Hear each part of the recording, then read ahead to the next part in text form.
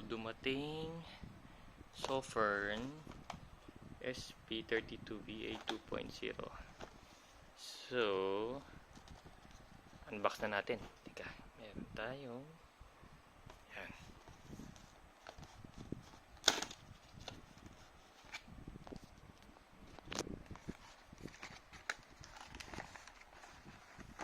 Yun.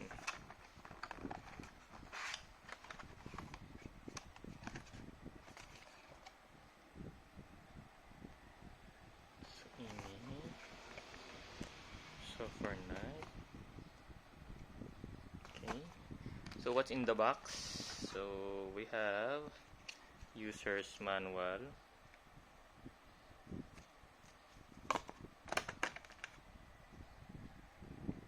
USB, charging port,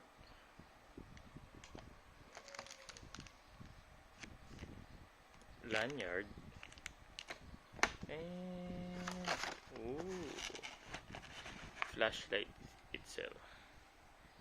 So, first impression natin, before we turn it on, ang ganda ng build quality niya. Feels very good in the hand.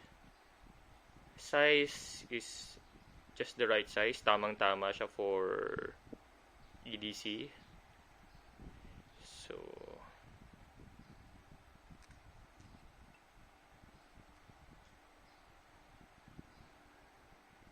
buksan natin.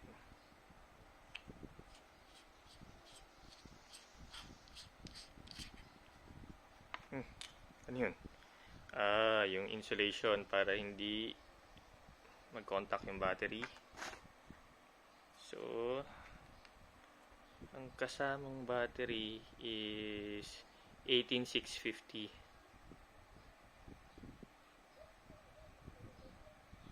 Okay. So, tingnan natin, baka may initial charge.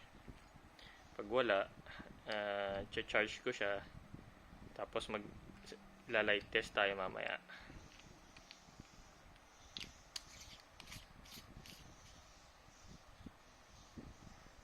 Okay, hindi ko pa binasa yung manual nito kung paano siya i-on. Ayun. So, 10 PM ngayon na umaga. So, yan.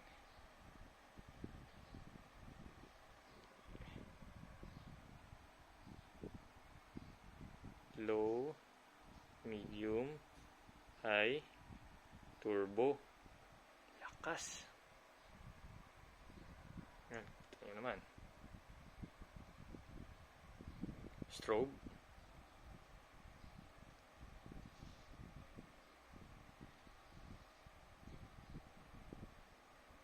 Long press off. Sige. Charge ko muna to. Ayan, tingnan natin. May metal clip. Ang ganda ng knurling niya for grip. Tapos yung button niya is meron siyang battery indicator. So, tingnan natin. Natin yung beam. Wow, sobrang lakas.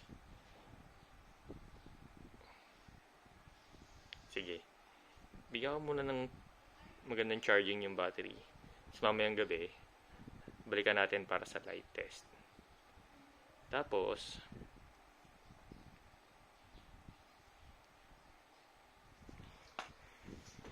for comparison, meron pala akong big boy Sofirn CHG. So, bigyan natin siya ng light comparison test with respect dito sa CHG. Sige. See you guys later. So, let's now test yung Sofirn sa night shots. So, yan. This is the... Teka, hanapin natin. Ayan, yan yung echo setting. So, mahina lang talaga siya. Ito yung, I believe, the low, medium, and then high. Yan. Hindi lang kita masyado dito sa video, pero yan, naiilawan yung mga puno. Hindi lang kita sa camera. Try natin pa ito. Hindi lang talaga kita, pero in real person, maliwanag talaga yan. So yung distance ng puno is around approximately mga 100 meters. So try natin yung turbo setting. Yan yung turbo setting. So yan yung itsura ng talagang dark talaga siya, pitch black. Yan. So ito yung turbo setting. So balik natin sa low, echo, low. Ito yung echo, low, medium, high,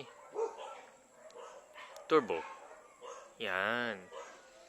So for the pocket size EDC flashlight, maganda illumination. Hindi lang halata dito sa video, pero yung mga puno na yan in real person maliwanag talaga yan. Tapos test natin yung alam ko may strobe function to eh.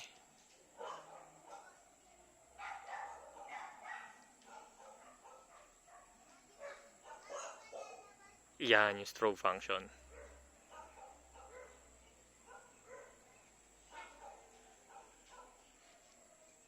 Yan. Okay. Then, echo, hindi kita masyado, hindi captured ng camera. Low, medium, high, turbo. Yan.